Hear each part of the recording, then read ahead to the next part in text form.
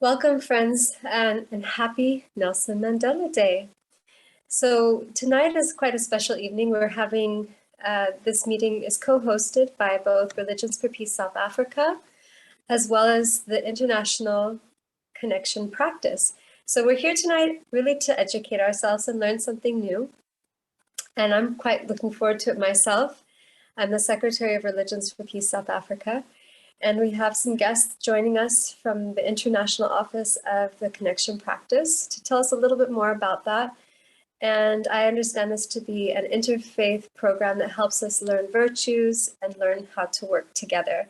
And that is, of course, one of the goals of Religions for Peace, as you can see in the strategic plan. Religions for Peace South Africa, as well as Religions for Peace International, partnering with the African Council of Religious Leaders, works to promote peaceful, just, and inclusive societies, advance gender equality, nurture a sustainable environment, champion freedom of thought, conscience, and religion, strengthen international education and interreligious education, and foster multi-religious collaboration and global partnerships. So tonight is a wonderful example of us fostering a global partnership with our guest speakers from the Connection Practice. So before we begin this evening, we're going to start with prayer. And we've invited two of our friends that are joining us this evening to start with a prayer. I think our first one is Mlingani Poswayo. I understand he's from the Baha'i faith, and he'll be offering a prayer. And I think he'll let us know which language that prayer will be in. Over to you, Mlingani. Good evening, good morning, good afternoon, wherever you are. It is an honor for me to participate this evening's program. My apologies for the unconventional setting this evening. I'm actually not home. I'm about 300 kilometers away from Johannesburg, the west side. Yes, it's an honor for me to offer a prayer for this evening. Thank you, friends. Let us pray. I'll offer a prayer in isiXhosa. In honor of our dear Nelson Mandela, I will offer a prayer in his mother tongue. Thank you. O wena ojika ubuso bujonge kuThixo. Vala amehlo akho kwinto zonke ezingezinye. Uwavulele kubukumkani bakhe usoluzuko. Cela nayiphi na into oyinqwenelayo kuye yedwa. Funa nayiphi na into oyifunayo kuye yedwa. Ngokujonga nje, unika amathemba amaninzi. Ngokukrwaqula, uphilisa amawaka likhulu ezigulo ezinganyangekiyo. Ngokuthi tshe, ubeka isithambiso kumanxeba onke.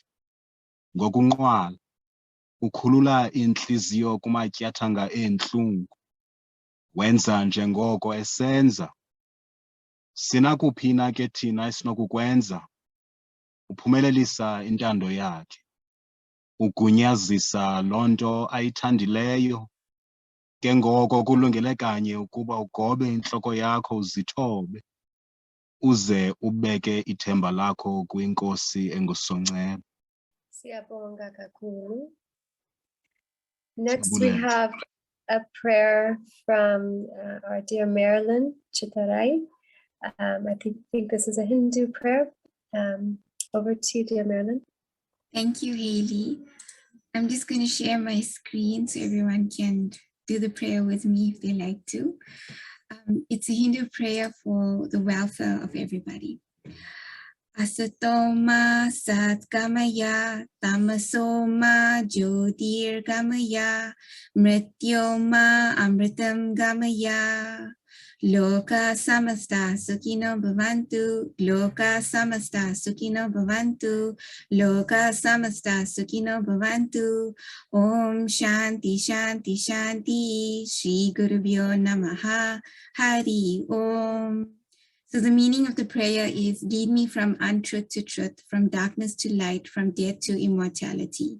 May all beings everywhere be happy and free. May the thoughts, words, and actions of our own life contribute to that happiness and to that freedom of all. Peace, peace, peace. Salutations to the spiritual teacher. Thank you. And on behalf of all of the other faiths, Assalamu alaikum, Namaste, Amen, Shalom, Salam, peace to all of you. We're going to now get started with our program now that it's been blessed with these beautiful prayers. And I'm going to hand the program over to Reverend Thandi Mklegetwa. I hope I've said her name properly. Reverend Thandi is the director of the Connection Practice Foundation in South Africa. She's also an executive member of Religions for Peace, South Africa. And she also runs the Unity and Light Center here. She's the director of that center in Johannesburg. And she's going to give us a little introduction to the Connection Practice. And we look forward to hearing from you. Over to you, Reverend Thandi. I hope to share my screen, yes. Sanbonani Enkosi Dumelang. Good morning, wherever you are. Dumelang, yes. Thank you so much for the beautiful prayer. Thank you so much for the beautiful prayer, Ngesxhosa Enkosi. Mlingani, we truly appreciate it. Still so beautiful because it is in the language Katata, Mandela, Ukholihlahla.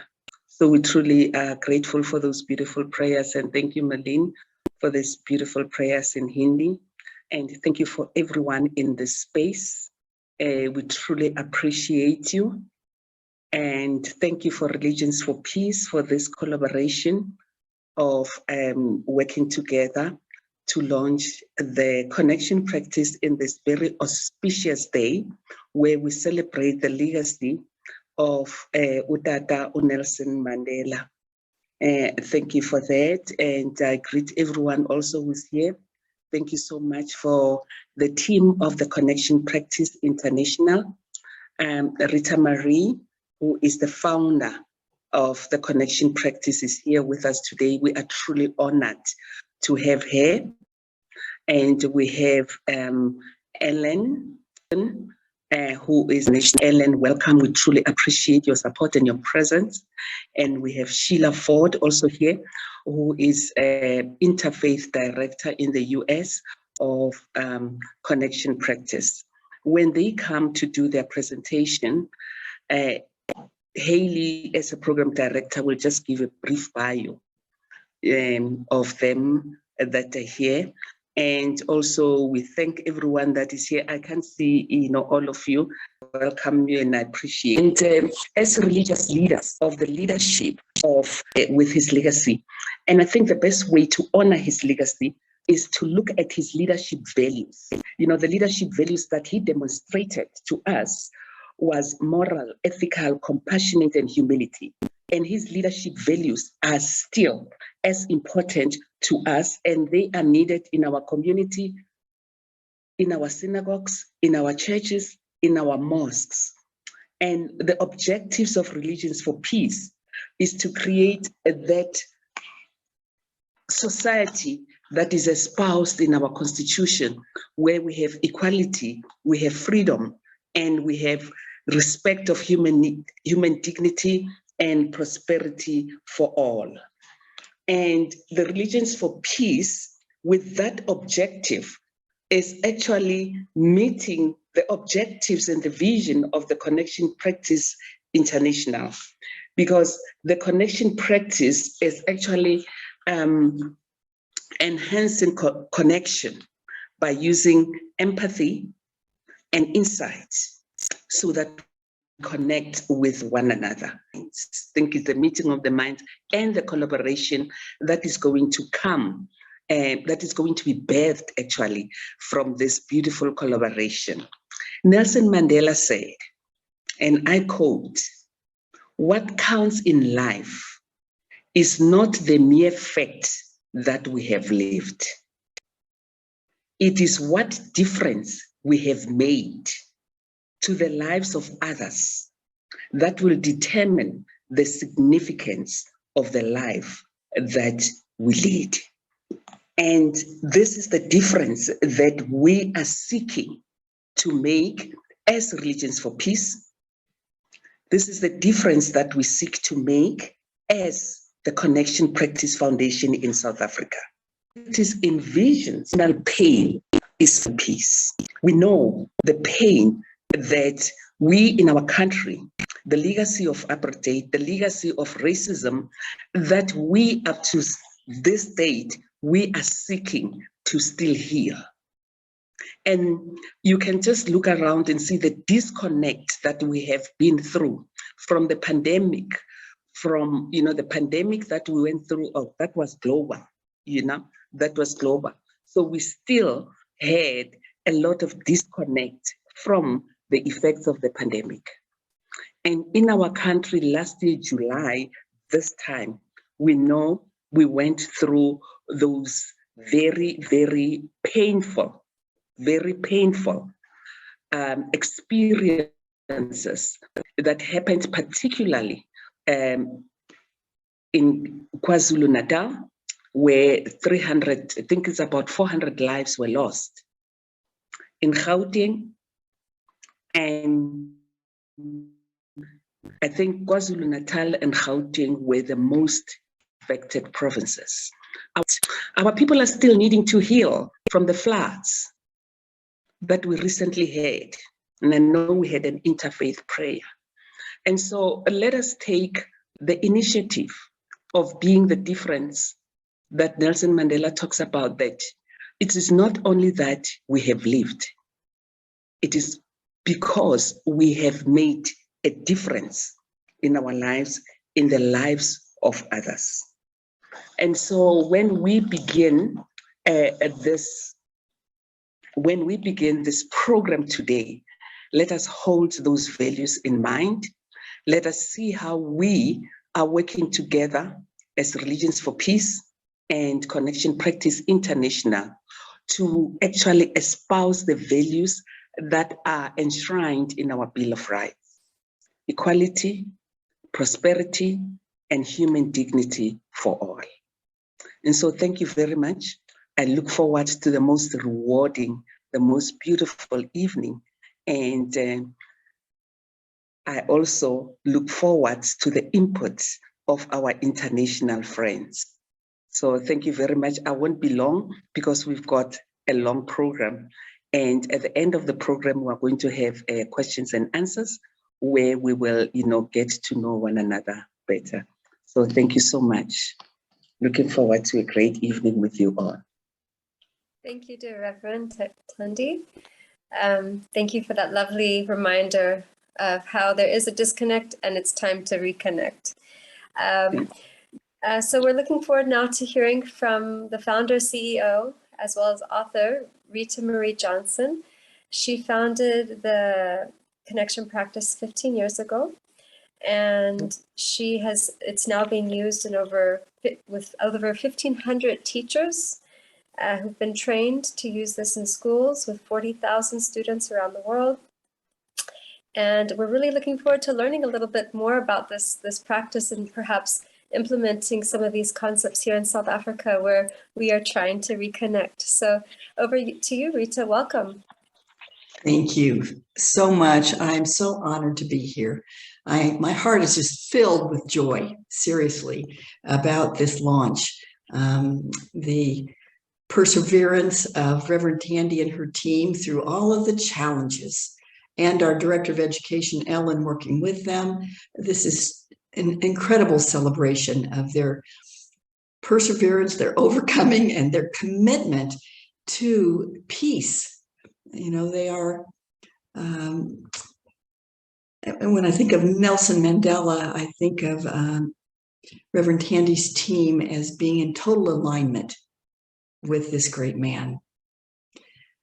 And so, friends, I'd like to introduce you to the Connection Practice. I'd like to screen share. I hope that's possible. And so, friends, let's begin by just defining the Connection Practice. It's a wellness habit that unites empathy and insight to meet challenges in life.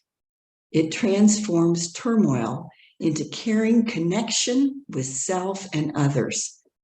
Empathy is attained through a conscious connection to feelings and needs. Insight is accessed through heart-brain coherence. Now, if you're not familiar with heart-brain coherence, I'm going to be explaining that here in just a minute. I just want to say another word right here about Reverend Tandy. I am so impressed with her. When I look at the definition of the connection practice, and it says it transforms turmoil into caring connection with self and others. So I met Reverend Tandy at a conference in the United States, and at the moment that I met her, she was having a challenge. She was having a little bit of turmoil, and I had an exhibit there, and I took her through the connection practice, and she resolved her turmoil very efficiently. And what's most impressive about her is that she realized what had happened, that she went, wow, I went from being in turmoil to being in peace and getting a solution and having success. I won't go into the whole story, but many people have that experience of transforming turmoil efficiently into a creative, peaceful solution with the connection practice. But not everyone grasps what's happened in the way that Reverend Tandy did, so that she took that transformational experience and now she's spreading it in South Africa. So that just makes my heart sing. All right, let's move on. So I'm going to tell you about heart-brain coherence. Coherence is an optimal state in which the heart, mind, and emotions are aligned and in sync. Physiologically, the immune, hormonal, and nervous systems function in a state of energetic coordination. So when you see the boat here on the left, everyone is moving together. They are in alignment, they are in sync, and so they make maximum progress when they attain that kind of alignment. So that's what coherence does to our bodies. It gets everything in alignment so that we're able to be our very best. We're able to show up as our best selves. So let's look at how that works. This is a graph of heart rhythms, specifically heart rate variability. Now, heart rate variability isn't the same as the pulse. It's the speeding up and slowing down between heartbeats. Now, you see the red graph where it says frustration right here, that when we have a negative feeling like frustration or anger, we produce a very erratic heart rate variability. And you see here on the right, it says that when we're in that state, that this inhibits our brain function. We are what they call incoherent. And this is a scientific term. It's not the same as saying, oh, he's so drunk, he's incoherent. This is a scientific term that shows what incoherence looks like. So you may have realized that when you're frustrated or angry, you're probably not thinking at your best, that your brain function has been inhibited by these negative feelings. But I'm wondering if you realized that when we are in a positive feeling state, like appreciation, the heart rate variability becomes very even and rhythmic. And the great gift of this coherence is it facilitates our brain function. We move into what's called coherence, again, a scientific term. So when we are in this state, we are able to think at our very best. We're able to access insights. We're able to solve problems. We're able to do better on academic tests. So in order to achieve coherence so that we can show up as our best selves, there are 3 simple steps. Focusing down in the heart. We put our hands on our hearts and we drop all the energy down into the heart and we focus literally on the heart. And then we breathe as if we're breathing through the heart. It's what we call heart breathing. And the third step is what we call heart feeling of appreciation. And that is whatever makes your heart sing or brings a big smile to your face and a smile to your heart. So when we do these 3 steps, what happens is we move into coherence, and then we have greater access to our intelligence, to our insights. So I'm going to invite you all to just take a moment to think about what is it that makes your heart sing. You know, I have many moments in my life. I have used pets to help my heart sing. Whatever it is that just makes you feel happy, that's completely positive. So just for a moment, choose something that makes you feel happy, that just fills your heart. And let's just take one moment here and experience this. So I'm going to invite you to bring your hands to your hearts. Focus down into the heart. And now breathe as if you're breathing through the heart. Deep rhythmic breaths. Heart breathing.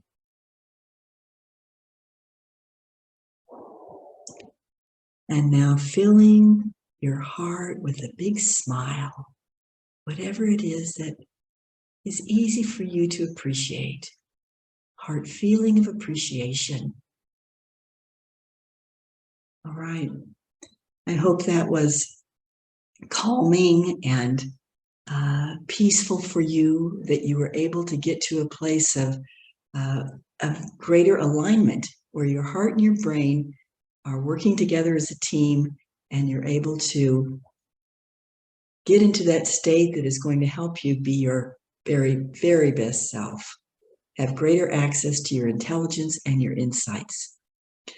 Now, I'm going to stop the screen share here for a moment because I want to very quickly show you. And I'm wondering, Edie, if you could spotlight me for everyone. Can you put me on spotlight so that I can show people this?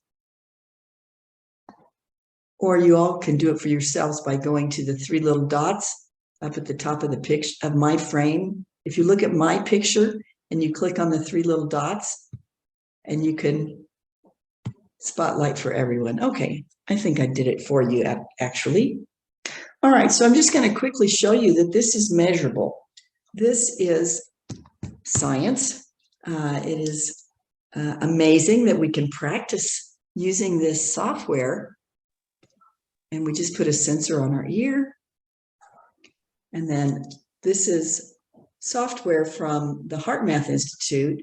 And if I'm in low coherence, it's going to show a little red dot here. And if I'm in medium coherence, it'll be blue. And if I'm in high coherence, it'll be green. So I'm going to do a very quick demo of this so that you see that this is measurable. This is not just something that is what we call airy-fairy. This is measurable, it's science, and I'm going to do it right now. Let me see if I can get my hands in the right spots here.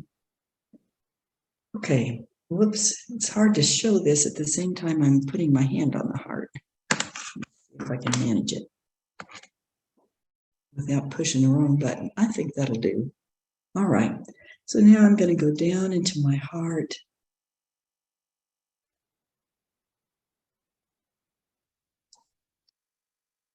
And I'm breathing through my heart.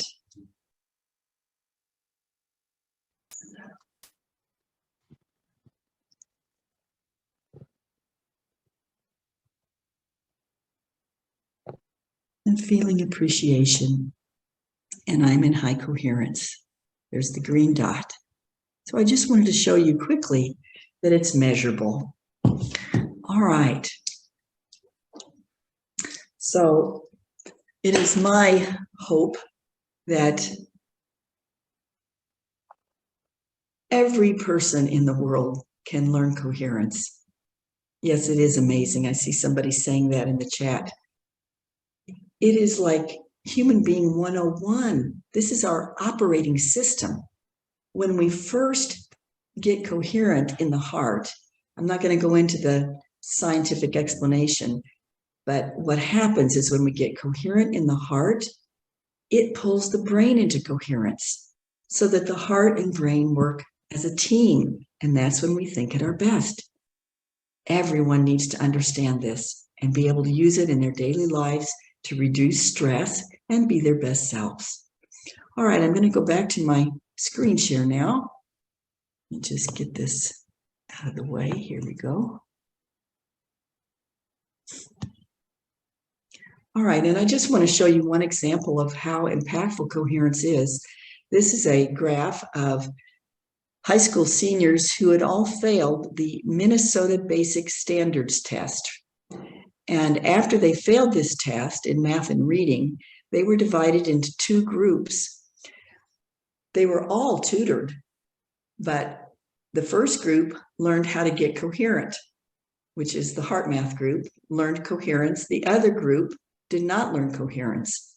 So after being tutored, and the one group learning coherence, they had to take the test again. So the second time they took the test, the ones who had learned coherence, 64% of them passed, as compared to 42% of the other group. And in reading, 55% passed, as compared to 31% of the other group.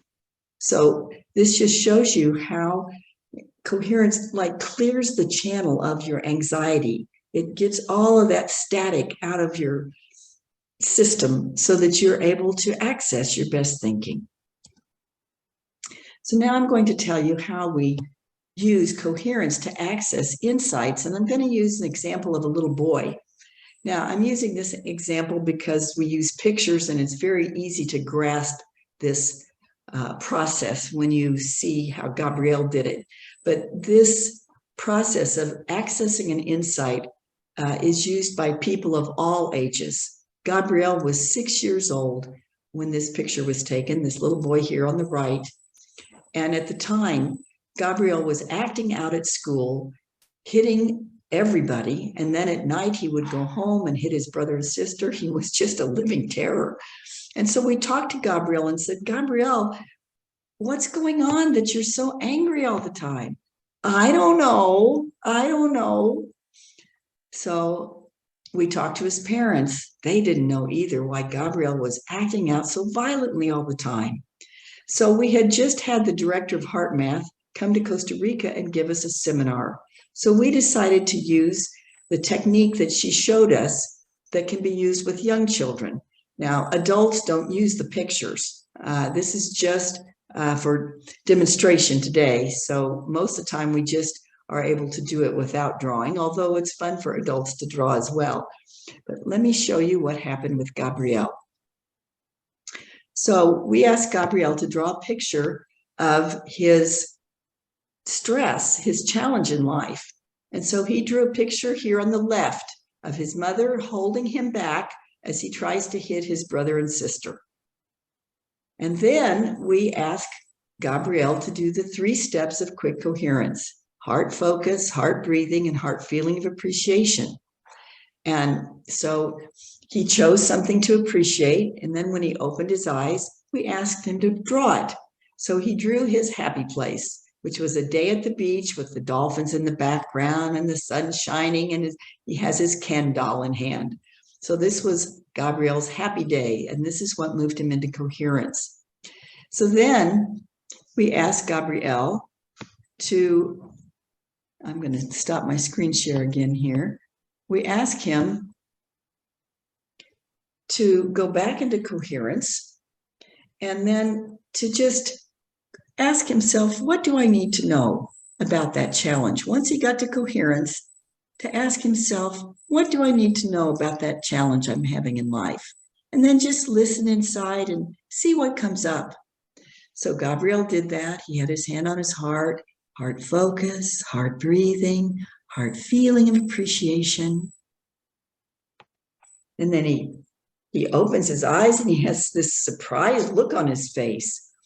And so we asked Gabrielle to draw what it was that came up for him.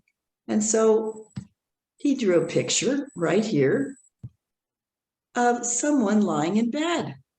And so we said, well, Gabriel, what's that about? He said, my heart told me I'm not getting enough sleep. I'm going to bed really late and reading under the covers, and my mom doesn't know it. And so then she comes in the morning and she kind of shakes my leg, and it makes me so mad. And I'm mad all day, and I'm so tired. So, wow, just really 10 minutes earlier, Gabriel didn't have a clue about what was going on with him. And here he come up with his own answer. And so Gabriel, I'm stopping my share again here. Gabriel started learning to type on the school computer, and before long he typed up a newsletter. And when his parents saw him standing on the street corner trying to sell this little newsletter, they knew that he was on the right track. You see, he made a complete shift. But although Gabriel learned to get more sleep, what was more important for Gabriel is he learned he could get coherent and he could access his own answers. That was the big lesson of the day. So this is how the insight step of the quick connection practice works, is that we get coherent, we ask, what do I need to know? We listen inside for our best thinking. And when it comes, we open our eyes and we write down what comes, because it's easy to lose those insights if we don't get them written down. So that is the essence of quick coherence. And now I'm going to go back to my screen share here. And this is just a summary now of the connection practice. Whoops, it went too far. Well, did it again. See if I'm using my husband's computer, which I'm not used to here today. All right, friends, so this is a summary of the connection practice. You see the language of feelings and needs on the horizontal axis. And then you see coherence between the heart and the brain on the vertical axis. So when we use the language of feelings and needs, we get to self-empathy, if it's a turmoil that we need to resolve for ourselves, and empathy for the other, if we're in a conflict with another person. And then the coherence between the heart and the brain leads us to insight. So when we put empathy and insight together, we can handle any challenge coming our way in life with confidence, because we know exactly what to do. We know we need to get to our feelings and needs, and we need to get to coherence. So now I'm going to tell you about the science, and then I'm going to tell you a story so you understand how this all comes together. Well, actually, I think I'm going to tell you the story first. Let me do that. I want to tell you the story. All right, friends. So the connection practice can be used for either just inner turmoil, something that you're upset about for yourself, or it can be used to resolve conflicts with others. So I'm going to now give you an example of the connection practice that only had to do with inner turmoil. This was an example that came out of my interaction with a woman who called me up one day. Her name is Diana. And she called me and said, you know, I heard about this connection practice and I am having so many challenges. I really need some help. She said, I'm a single mom. I have lost my job because of COVID. I have 2 teenage daughters at home. We're all, here together in lockdown. And my 2 girls were adopted from Guatemala when they were babies. And now they're teenagers and they're just at each other all the time. And there's so much conflict in our house and I just need some help. And so with Diana, we decided to offer her a scholarship so that she could go to our course called Inner Wellness, which is a 7-hour online course, because she was in Illinois and I'm in California. So I taught Diana the connection practice. And when I did that, I sent her these boards as part of the preparation for the course. She received these boards that have feelings on them, feeling magnets, you see, feeling magnets, and also needs. the needs magnets. So I sent her this board and this other board. This board is the entire connection practice in magnetic form. All right, so I sent her these boards and she learned the practice. About a week later, she called me up and she said, "You would not believe what happened." She said, "My oldest daughter, Audrey, has been a germaphobe all of her life. She's scared to death of germs. And so I've always told her, don't give your power away to those germs. You have a strong immune system. There's nothing wrong with you. There's no reason to be scared of germs." But it never made a bit of difference, the mother said, Diana. Still, Audrey continued to be afraid of germs. Now, Diana said that Audrey was working in a nursing home in the kitchen. And so Audrey was at home one day and she got a text from the nursing home that said they had their first case of COVID in the nursing home. So Audrey went to her mother and said, "Mom, I'm scared to death. I cannot go back to work. I don't want to get COVID. I can't go in there. There's no way I can go in there." And so this time, Diana said, instead of offering platitudes to her daughter, this time she says, "Well, honey, why don't we sit down and see if we can't work this out with these boards that I got last week?" And so Diana had her daughter write her trigger here on the board. That's what we do. We write a when statement. And so it says, "When I heard there was COVID in the nursing home." So when she heard there was COVID in the nursing home, then she had to choose from the feelings magnets what she was feeling. She was feeling afraid, confused, torn, helpless, overwhelmed, stressed, uncertain, worried. And then her mother guessed what her unmet needs were under those feelings. So her mother guessed that she needed confidence, she needed comfort, she needed reassurance, she needed to be heard, she needed support and trust and physical safety. And then she had Audrey identify which was her main need.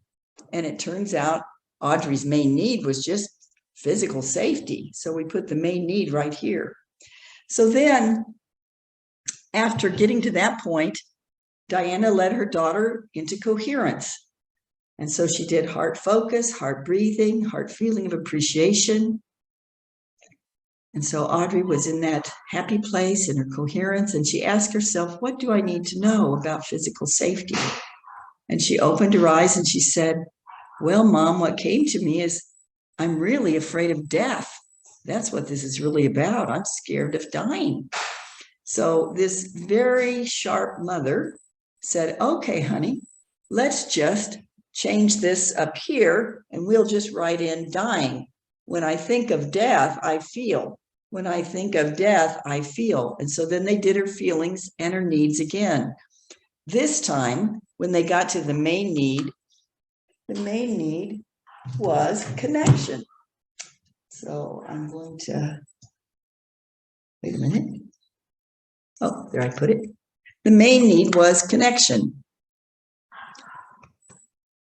She said, "Because, what I'm scared of when I die is I'm going to lose connection with everybody that I love."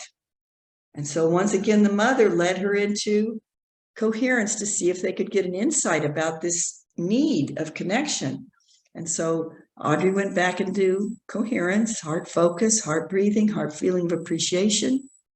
And she opened her eyes and she said, "Well, Mom, what came to me is it's when Grandma died. When Grandma died, that's when I really felt that loss of connection. So I think that's what's going on for me there when Grandma died." And so this very smart mother said, "Okay, honey, well, let's process Grandma's death." So she wrote up here, "When Grandma died, I felt and I needed." Okay, so once again, they did all the feelings and they put all the needs here. And this time, when they got to the main need about Grandma dying, it was to belong, to belong. So now Once again, Diana leads her daughter into coherence to see if she can get an insight about this need for belonging. So she goes again, heart focus, heart breathing, heart feeling of appreciation. She listens inside. She opens her eyes and she says, Mom, I got it. She said, it's all because my birth mother gave me away, that I never felt like I belonged with you. But now that you've helped me work through all of this, for the first time, I really feel like I belong with you. And I can go back to work. I just feel this peace now. I know I can go back to work now. So friends, that was just an amazing example of a mother who learned the connection practice on a Saturday and called me a week later with this incredible transformation and healing that her daughter experienced when she took her through several rounds of the connection practice. I have many amazing stories to tell you, and I'd love to be able to share some about conflicts with other people, but I wanted to share this one today. All right, I'm just going to do a last screen share with one slide, and then I am complete. So I wanted you to understand the science behind each step of the connection practice. So you noticed when we started in doing the connection practice with Audrey, the first thing was for her to name her feelings. So we know from the science that naming feelings reduces the irrational reactions of the amygdala in the brain.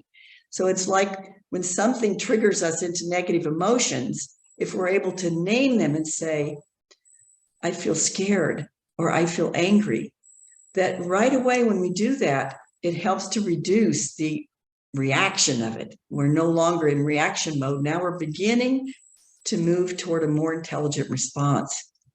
Number two, heart-brain coherence that I told you about reduces irrational reactions of the amygdala as well. When we move into coherence, if we are super angry or super frustrated, heart-brain coherence is the most efficient way to reduce that reaction. Number three, naming our own needs and guessing another person's needs gives us perspective. It's like we're able to step back. This is called cognitive empathy, which means that we can learn it. This is not the same as if I saw Tandy here on the screen, if I saw her face and she was crying, something in me would want to cry too. That's what we call affective empathy. But cognitive empathy is something that we can learn. We can teach it to kids, and they can have this skill for life. And it's all about being able to name our needs and guess another person's needs. And number four, heart-brain coherence brings about positive affect. Now, positive affect is simply like being in a good mood. You know, when I explained it, I told you that you move into this happy place, into something that you appreciate, that brings a big smile to your face. So you're putting yourself in a good mood or positive affect. So when you do that, we know from the science that you have increased access to insights. So you can think at your very best when you're able to sustain coherence. And you can learn to be more and more coherent as you move through your day. All right, friends, that's an overview of the connection practice. And so, Edie? Thank you so much. Wow. It's Haley. Rita, Haley, yeah. Rita, we Was it thank you so Haley? much. I'm sorry, I couldn't it's name Haley. it on the screen, and so I couldn't. Haley. Haley, okay. No problem. It's okay. Thank you. So friends, I just wanted to, I think we would all, I think everyone participating tonight will join me in thanking you for teaching us a little bit about rational, coherent response and some methods and skills we can use to practice that in our own lives and in our interactions with others. So I'm going away tonight with, when this happens, I feel like this and I need this. So, and that equals insight. So thank you so much for that very practical skill set that you're leaving us with on this beautiful Nelson Mandela Day. What a gift, what a service to give. My pleasure. Our next guest tonight is Reverend Sheila Ford. And Reverend Sheila, she's a psychology professor for over 30 years. And in addition to being a counselor, she is a reverend, and her whole focus is on oneness and helping move from conflict to connection. And I know we need that in life. We need this in South Africa. And I think she's going to teach us a little bit more from an interfaith perspective and a faith-based connection, how we can go ahead and do this. So over to you, Reverend. We look forward to hearing from you. It's so wonderful to be here with you all today on this beautiful Nelson Mandela Day. We celebrate that man so much. I am over the faith-based arm of the connection practice, being that I'm an ordained minister in the unity faith tradition. Actually, I'm very, very much into interfaith, honoring the kernels of truth that are present in all religions. So I'm so happy with the work that you all are doing in this organization. And I think it's going to bode well for your country. And I just want to say that many of you are probably involved in a spiritual community or a faith-based community. And there's so much more that you can do with the connection practice within one of those committees. So I'm wondering if I can share screen. Could you make me co-host? So looking at the connection practice in ministry, there are so many things that you can do so much more effectively using the connection practice. Number one, you can use connection circles. I'm going to just briefly go through this slide, and then I'm going to circle back and explain a little bit about some of these. Connection circles, I'll explain that in a minute. You can use connection practice sessions to build consensus around the vision and mission and inclusion of your spiritual or religious community. You can integrate the connection practice in prayer and in meditation. You can use the connection practice toward conflict resolution or mediation within your spiritual or religious community. You can use those magnetic boards that Rita Marie showed you in pastoral counseling. You can participate in connection practice or inner wellness program with a spiritual coach or spiritual coaching, counseling, or spiritual direction. You can use connection experience workshops to establish emotional safety in your ministry.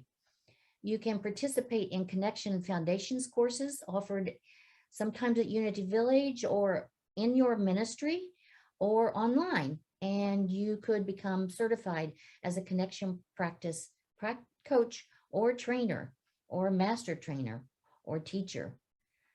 So let's circle back here and look at connection circles. I'm going to give an example. Rita Marie was a Unity minister in a specific spiritual community. And in that community, she had what they called a connection circle, a group of people who got together, I think once a week, once a month. I'm not sure how often. I think that went on for years and is still going on 6, 8 years. I'm not sure how many years, but they'd established in those circles where they shared innermost feelings about conflicts that they were having, inner conflicts with others. And they use the connection practice to resolve that conflict right there with each other. And they developed a sense of safety within that community and trust that they weren't able to get anywhere out there in the world. And while Marie was minister at that spiritual center, the emotional safety and trust in the whole community as a whole was off the charts. They just really felt a trust and emotional safety, which we don't often feel in our religious and spiritual communities, which is really weird because you'd think being in religious and spiritual communities, some people say, what, you can't resolve that conflict easily? You're in religion, you're in spirituality. Well, we're human first, And sometimes things just come up in our lives, in our families, with our friends, in our communities, and within our religious or spiritual community. There's conflict between board members and ministers, between congregants, between just, it comes up. And sometimes maybe a minister will, or a pastor, or whatever you call it in your community, or a leader, a spiritual leader, will maybe die or resign and move on, and leaving in their path a sense of loss or grief in the community. And it comes out maybe in anger or sadness, unresolved anger, or whatever. And with the connection practice, in that interim between ministers, there can be a lot of healing that goes on that maybe wasn't even at the surface in prior days, months, years.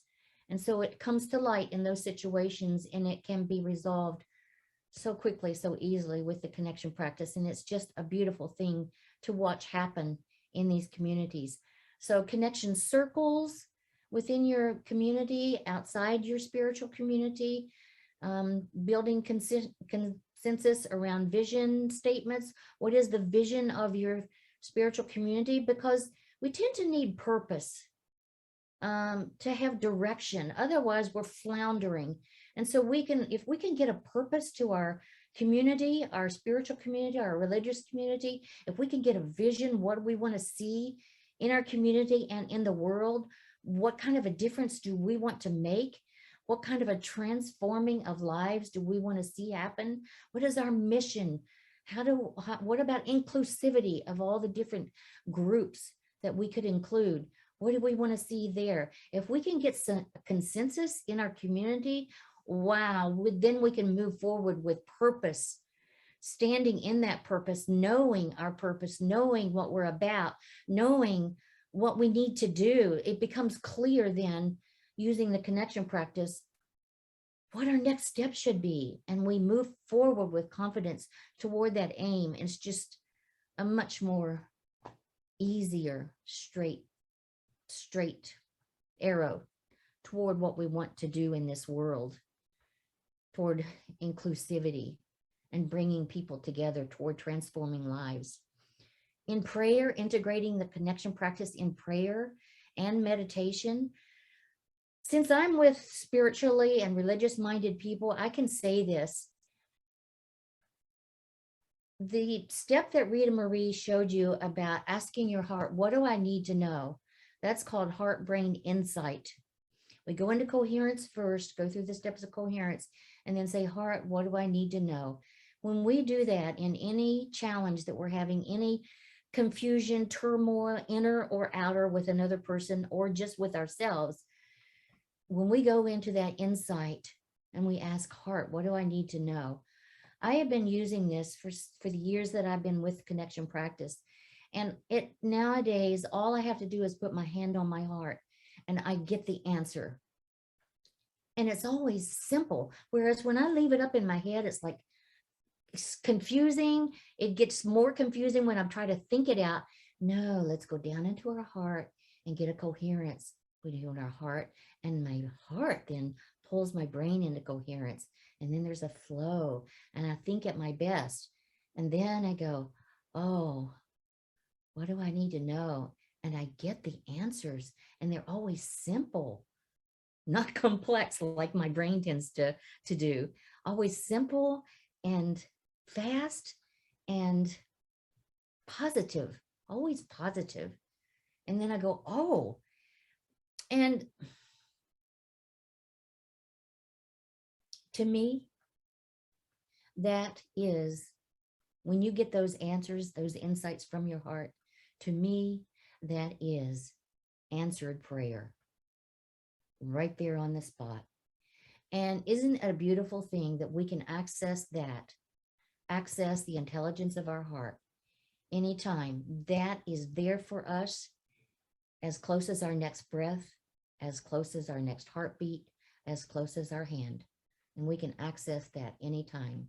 Coherence, then a heart-brain insight. heart, what do I need to know? And we get our answers, and it just makes everything go so much more smoothly in our lives. So we can integrate this connection practice in prayer and meditation. We can use it in conflict resolution within our spiritual communities. Do you have conflict within your communities? Yeah. And mediation, it doesn't have to be that kind of turmoil. We don't have to let that conflict continue to divide us. We can use the connection practice to bring us together, to promote oneness and know that we're all connected, and to realize that we are, and we're all in this together.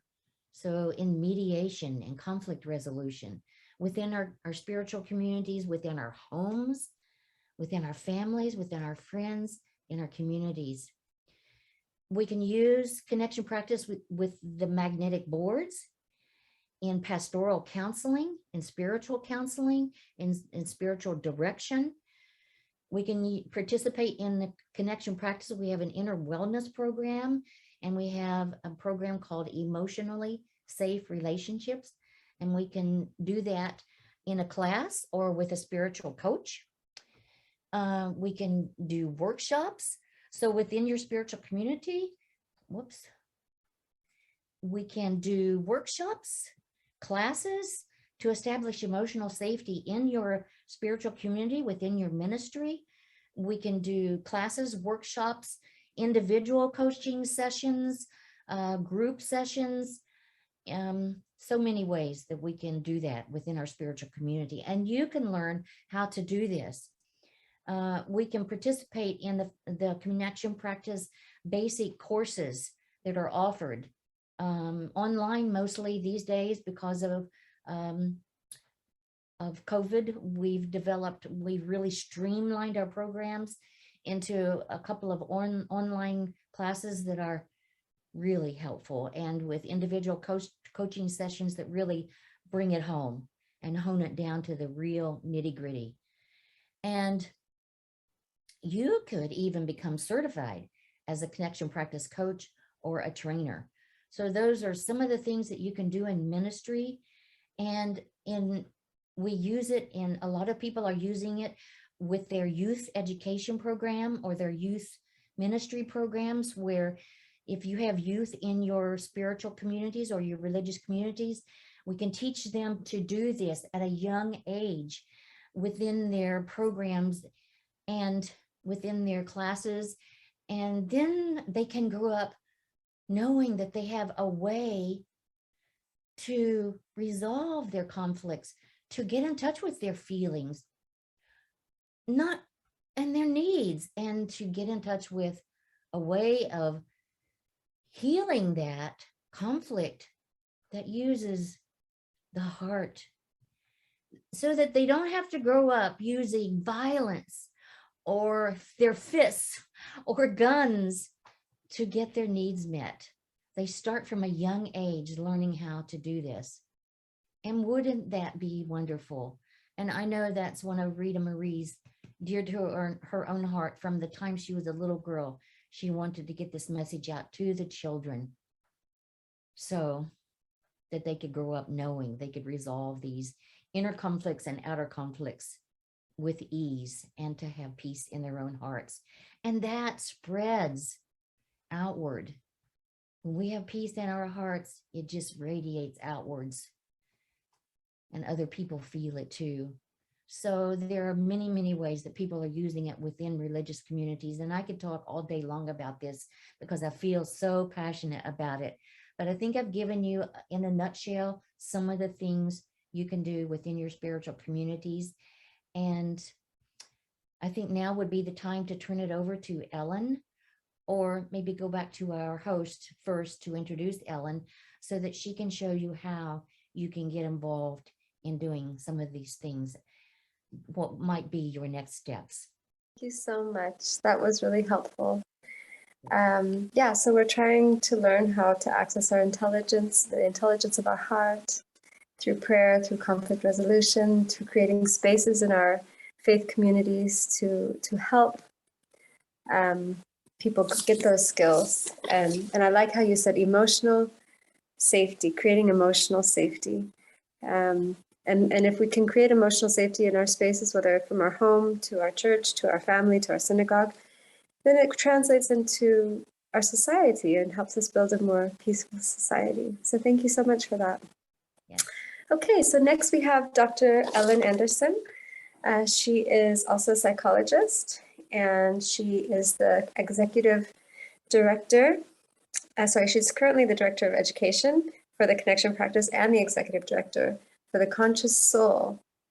That sounds very interesting.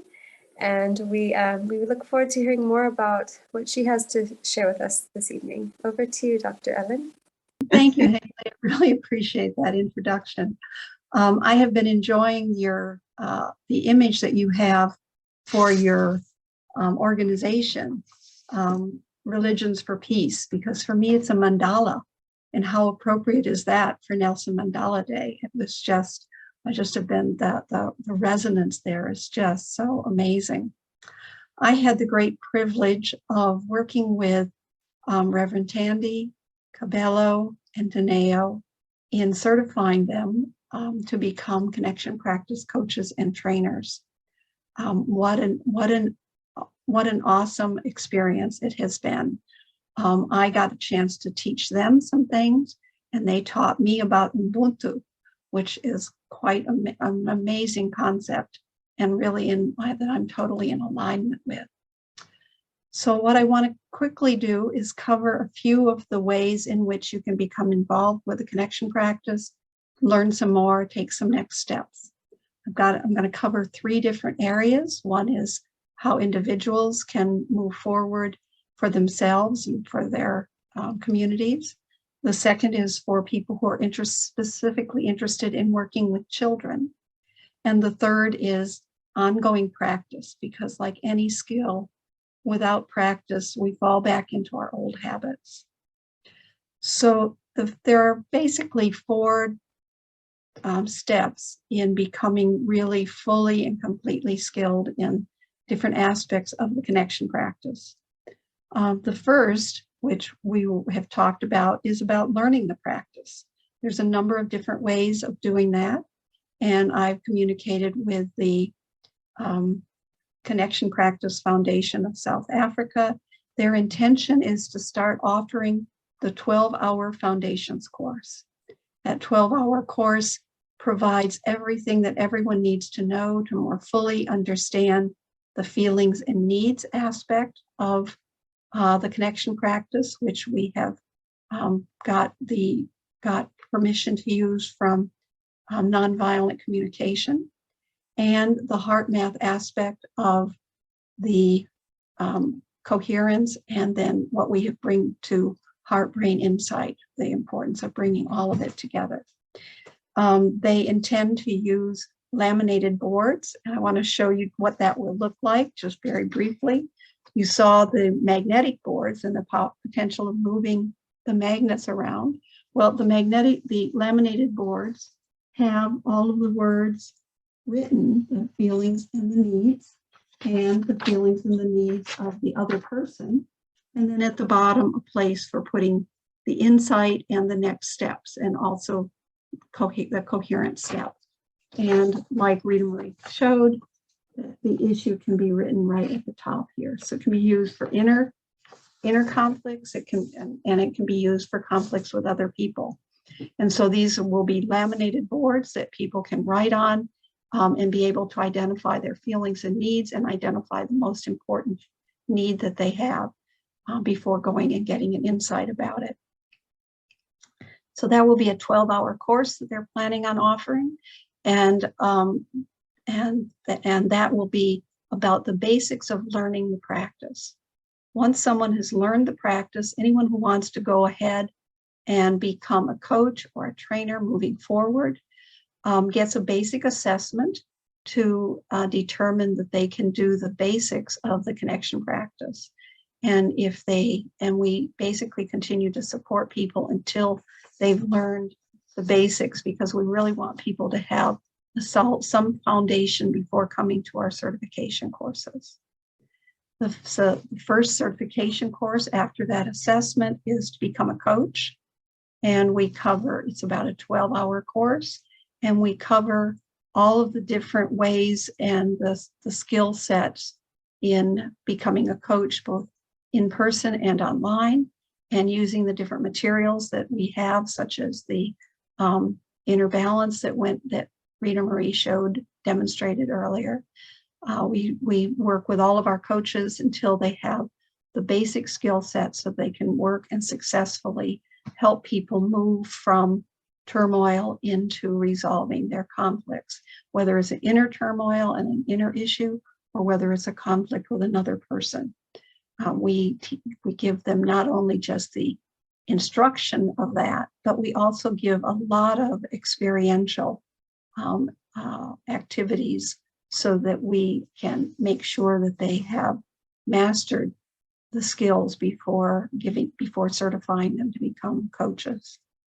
And then, like the South African team here, the next step is trainer certification. And the trainer certification includes the capacity to be able to teach 2 of our different courses and all of the skills that are needed. So they demonstrate their teaching skills. They demonstrate leading all of the different activities that are part of the course. And once we're convinced and confident in their skill set, then we certify them. And that's what have been so. I have had such a privilege of working with this team, because these people are the very first coaches and trainers in South Africa and in the entire African continent. So we are just so beyond excited and thrilled about the opportunity to begin to bring greater peace, resolve conflicts, and address so many different issues that we find around the world now. So that is the simple form of personally getting involved, learning the practice, and moving on if you want to become a coach or a trainer, and do the practice with other people. Another area that we cover is working with children, because many of our coaches and trainers are especially called to work with children. And both Reverend Tandy and Daneo are qualified as children and youth instructors. So we have a 6-part curriculum that we have used with children in schools, and we teach it piece by piece so that it's manageable, so that each of the kids learns. And as you saw with Gabrielle, young children can learn the connection practice. So this is an opportunity, again, to resolve the challenges and the stresses in children's lives so that they can learn better. So the first step on working with children is learning the practice, learning the basic practice, and then taking a curriculum course and being assessed on the capacity to be able to give empathy to children and to lead them through the practice. Once that assessment is completed, they become qualified children and youth instructors. And we have, as I mentioned, we have 2 of those in South Africa that you can call on if you have special issues with children. The next step in that training for working with children is some of the children and youth instructors are also interested in being able to teach adults to teach the curriculum. So the next step is to become a curriculum instructor, and to and at that point you can become a certified curriculum instructor and can teach adults how to teach the curriculum to children. That involves having taken the curriculum course and becoming a certified trainer, because you need to learn how to teach all of the different aspects of it to the adults who will be then taking it to the children. Very recently, and we don't have the final versions yet, but we are also working on a set of children's boards, which are with pictures for pre-literate children that do the same thing, which helps little children identify what they're feeling, what their main needs are in a particular situation, and then getting an insight about what to do about it. And we have the two curriculum instructors in South Africa participated in our beta testing, and we are working towards getting those materials available. We've created the structure for the materials and the guidelines for using them. And so our next step is we'll be manufacturing and making sure that we are putting them out into the world in a way that's going to be effective. So that's the second area, the training track, working with children. The third area is what people can do if they feel they really just want to do this on an ongoing basis. Because learning feelings and needs is like learning a whole new language. It takes a while being able to get in touch with what I'm feeling, what my needs are in a situation, being able to really guess what somebody else might be feeling and needing, because that's the foundation of building the connection between us. And so Sheila mentioned connection circles, and that's really what I'm talking about here. Connection circles are an opportunity to meet regularly with a group of people and share what is really on your heart, whether it's a challenge or whether it's a celebration, because the connection practice can be used both to resolve challenges, but also to maybe enhance and make celebrations even a little more bubbly. So Rita Marie has been in a connection circle with her group for several years now, over 6 years. And it builds some of the closest connections that you can imagine.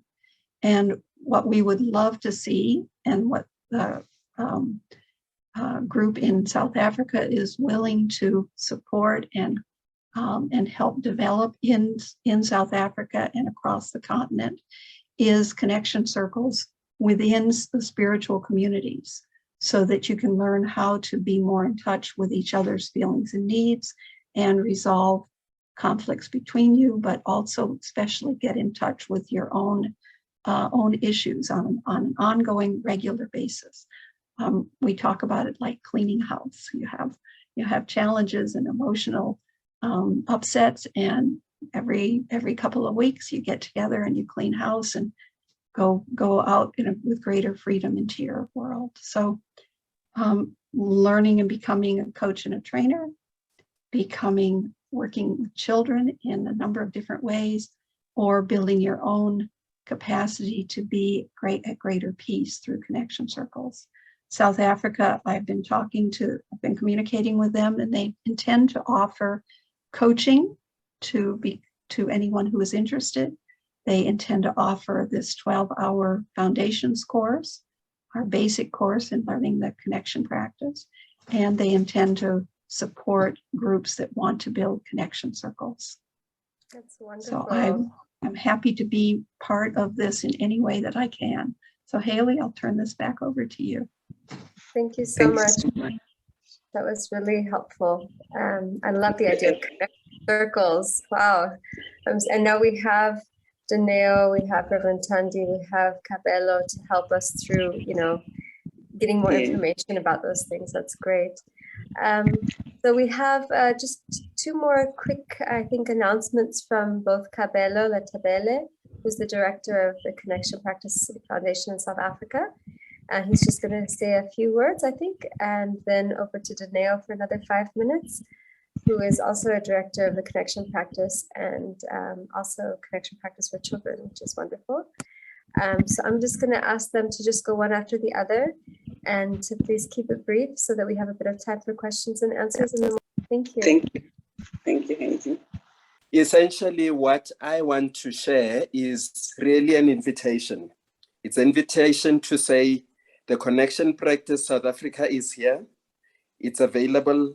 We are willing and keen to partner with you. You've heard about the Connection Practice all of tonight, and you've got the Connection Practice South Africa being available to be able to bring the Connection Practice to you. I will share a little bit how we have already started incorporating it in Unity Center of Love and Light. The coherence process, we do that every Sunday. That is, we incorporated the coherence practice at the beginning of service. I do it all the time on a daily basis at work. And in fact, that I believe it's something that it is so practical and so empowering to be able to do. It doesn't take long and one can get centered. So that is the first thing I wanted to share with you. The second thing I wanted to share is that in August, we are intending to run that 12-hour program. We have not confirmed the date yet. We're looking at the 3rd or 4th week of August, so that those who are inspired by what they've heard today, they will have then the opportunity to really get into the coaching itself and experience how it works, and really get into the connection practice. So you can look out for communication from us with the specific dates and all the logistics, whether it's here in Glen Vista or hybrid. We still working out those details. Thirdly, what you can also immediately do, we do offer one-on-one sessions. You saw the boards that Rita Marie shared. Dino, Reverend, and I have them and have used them. In fact, yesterday I was sharing earlier that we were teaching this in our church, and we had an opportunity to also assist individuals who were at church who had the need. So there is the one-on-one session should members of your denominations want to take up this immediately. I also need to highlight to you that internationally, you can follow the connection practice at 5 p.m. Our winter, their summer. There is a coherence call on Facebook, and I believe the time changes, but it's usually at 5 p.m. at the moment, and when seasons changes, it goes to about 6 p.m. So that is also another wonderful way that one can get into coherence on a daily basis. We are looking into doing our own one. We will probably be able to confirm that at the full day workshop. I'm quickly looking at my notes to see what else I needed to mention to you, but I think I will leave it there to be short. If there is, you want to get in touch with us, Rev Tandi's details are on the pamphlet. Get in touch with her, and then we'll be able to provide support to any institution seeking to partner with us. Thank you very much. Dumelang, everybody. I am a connection practice curriculum for kids instructor, and soon to also be a coach and trainer for the connection practice in South Africa. So my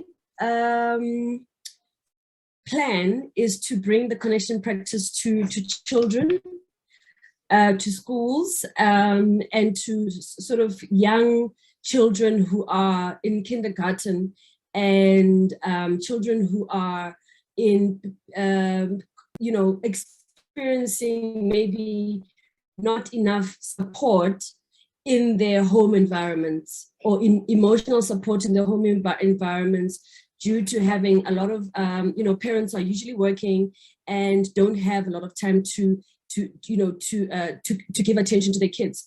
So this is a wonderful tool that kids can learn on their own.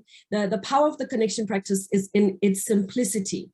It is a very simple three-step, the quick coherence is a very simple three-step process, which is simply heart focus, which gives focus to the heart area. And it literally, it takes attention out of your head, because we're mostly in our heads. It gives space to the heart space, which is the main oscillator of the body. So the heart is what pulls the mind, the mind and all of the energy centers in the body together into the heart, because it is a a very strong, organ, which obviously pumps blood, as we know. But this is where our space for our emotional, which is what the coherence, as well as the quick coherence step, gives us access to our insight, which is our intelligence, which each and every person has, especially from a young age. So the beauty of the connection practice is that once you learn it, it's something that you can apply, that anybody can apply, especially young people, because they find there's a lot of bullying in schools. There's a lot of, cliques that are formed. There's a lot of conflicts that children have. And this is a tool that they can use in order to solve an issue that they have with themselves and an issue that they have with another person. Like you heard with Rita Maria example, parents can also use it with conflicts resolution within their home, within children who usually often fight. I used to use it with my son, and he absolutely loved it. And what he would do is that he would just drag out the boards and use them for himself without me even knowing. Obviously I would be aware, and I would probably put them there for him. I said, you know what, babe, please take these whenever it is that you feel like you need to resolve them, and it would really, really help him. So that's really given him that space for him to express his emotions, because kids are very young and they might not be able to articulate them, which is why the boards for kids that are being developed at the moment, which are just pictures and cards, are so vital for us to incorporate them into the curriculum. So I was just trying, my vision is to introduce this into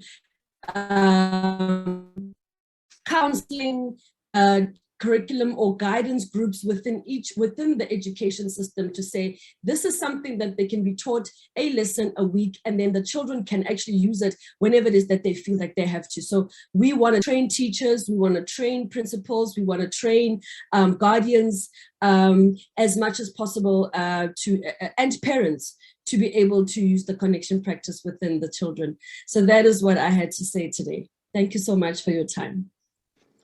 And this is Ellen. This is Ellen. I just want to say Daneo is also the developer of the laminated boards. She is quite a skilled developer and creates and very creative.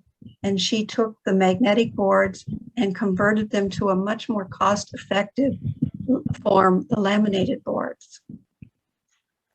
Thank you. Well, you can tell she's very enthusiastic and has a huge skill set. I wish that we could duplicate Daneo's and put them in each school setting and each kindergarten throughout the country. But I think the next best step is to look at getting more people trained in this process.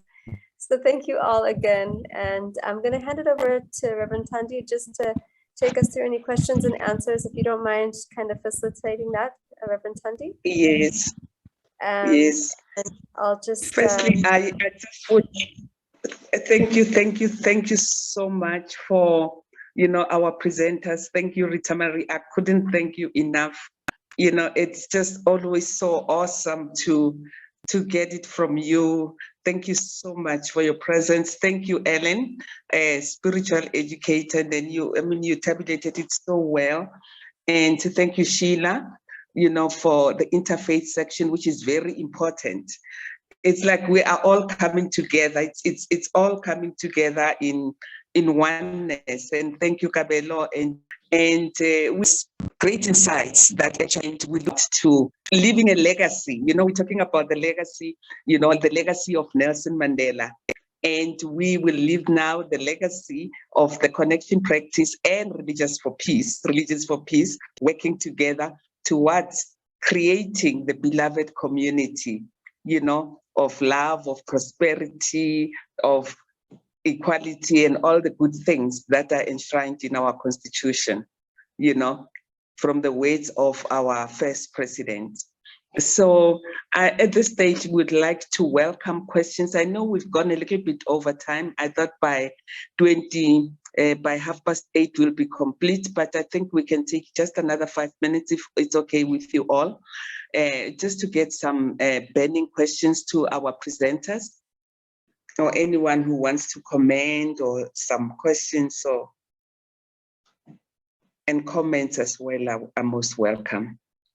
Thank you. Just while we're waiting, if anybody else has any questions, I'd like to just ask. I understand that the Connection Practice directors are based in Johannesburg. I just wanted to ask if there are any other trainers in other parts of the country. Hayley, we actually would love to come to Durban. I don't know if Nosipo is here. Is that most of the trainers, okay, all of the trainers are in Johannesburg. In Durban, is very keen. We actually said that when we made a presentation to our church members yesterday.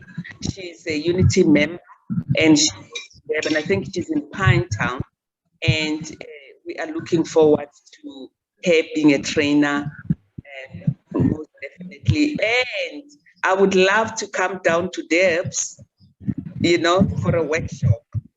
I think we're really, Hayley will organize that. This is good in there. It would be my pleasure to come to Debs before the end of the year for training sessions, then to meeting some members. I know most members of Religions for Peace are in Durban. That's wonderful. Thank you so much. Pleasure to come. Okay, Reverend Johannes, I think that you would like to go next. If we could ask everybody else to mute themselves. Go ahead, Reverend. Yes, it was quite interesting joining this program.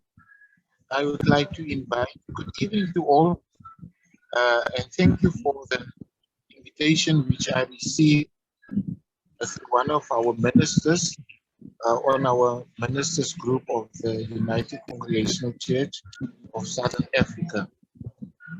I'm from Kuruman, and I would like to invite the group to the Northern Cape, where we can also roll out the program. I'm just thinking of a child who got lost the other day and is still missing, 6-year-old, and where the community come in. This program can come in order to heal, in order to come with your expertise and heal a broken community, a broken school, a broken Northern Cape, because as I'm talking now, one of our communities go through a very traumatic experience due to the loss of their child. And as some of you may still remember the rape of baby Chepang in 2001. If I can receive a business plan, I can also organize a workshop for the teachers.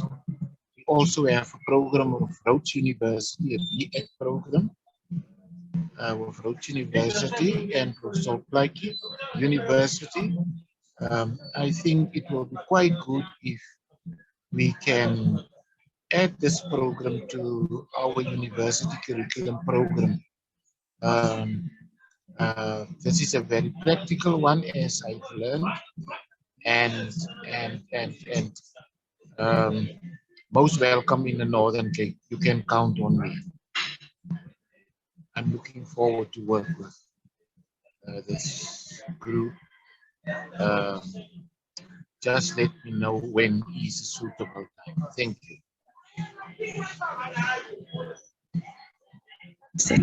Thank you very much. Is it Reverend Stearman Johannes?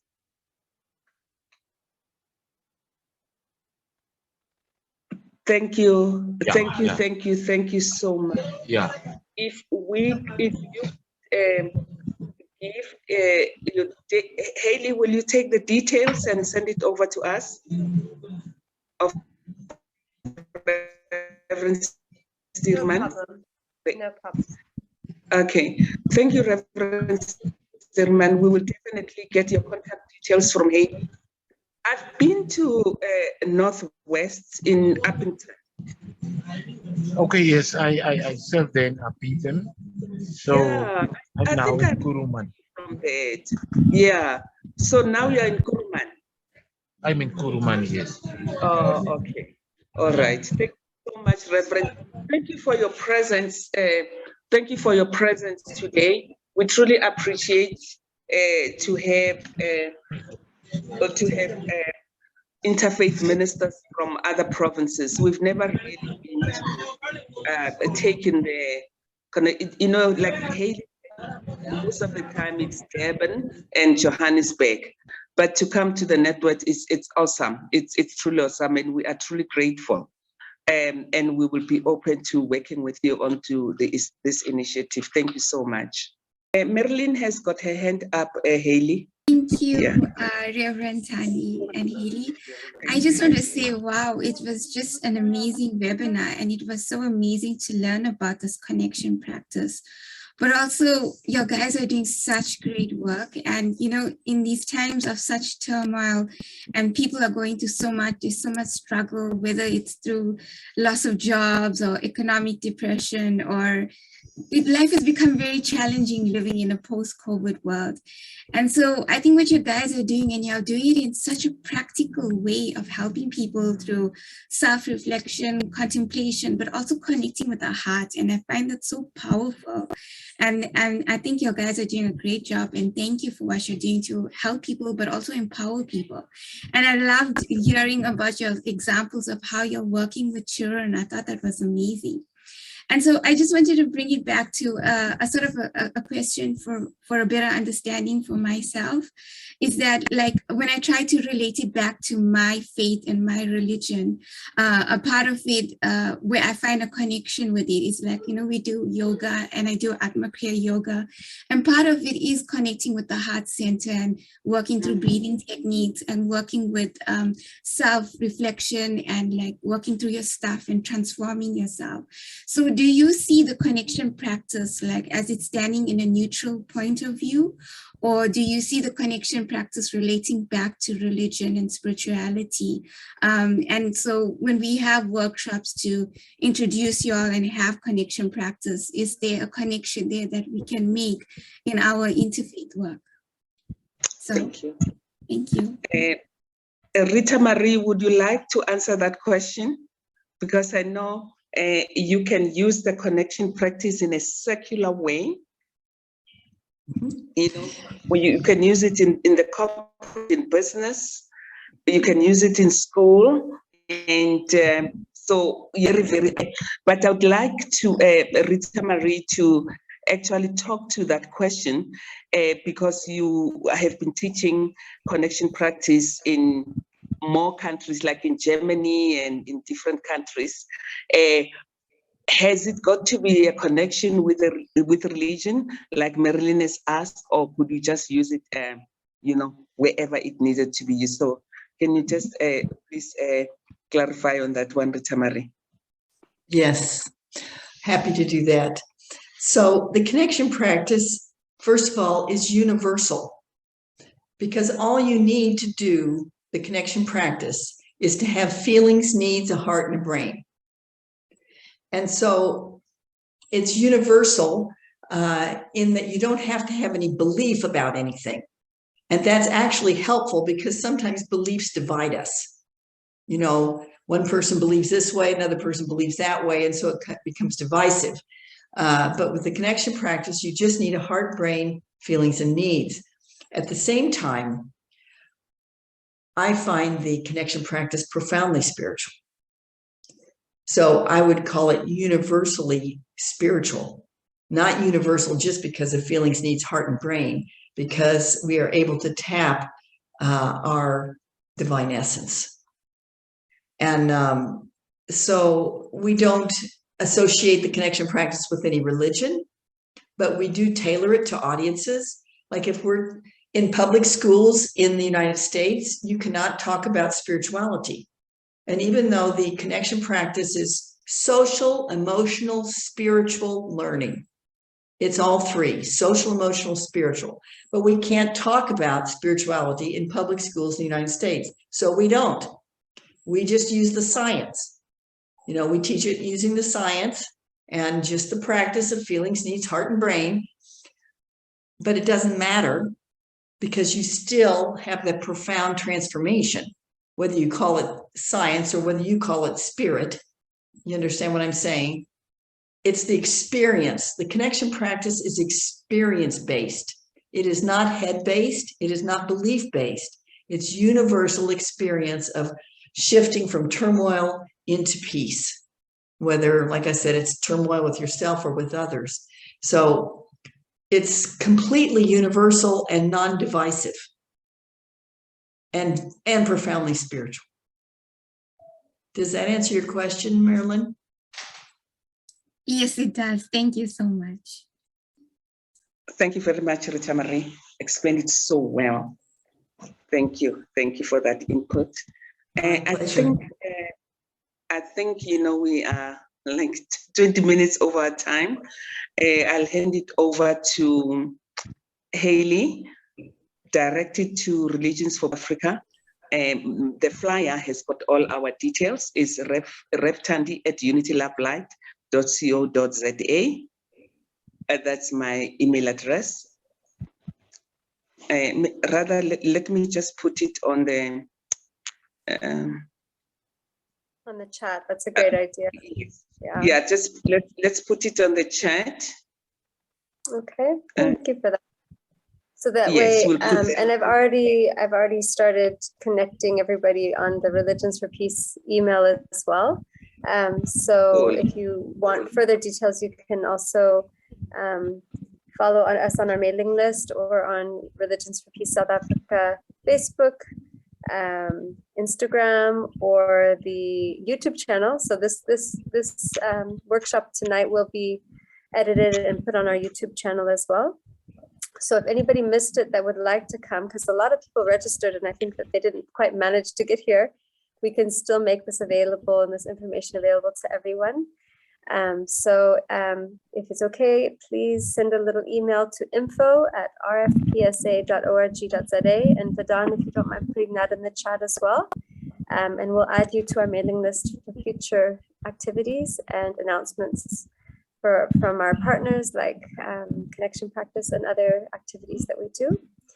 And we just thank you for your time this evening. And I hope we all come away from this special day having learned something new that we can now offer to our families, our friends, our neighbors, our communities, our faith groups, so that we can all become a little bit better connected and help heal our country, really, which is continuing the work and legacy of dear Tata Nelson Mandela. So Giabonga Kakulu, Siabonga Kakulu, and have a lovely evening, everyone. Thank you. Good night. Thank you so much, Haley. Good night. Thank Bye-bye. you. Thank you so much.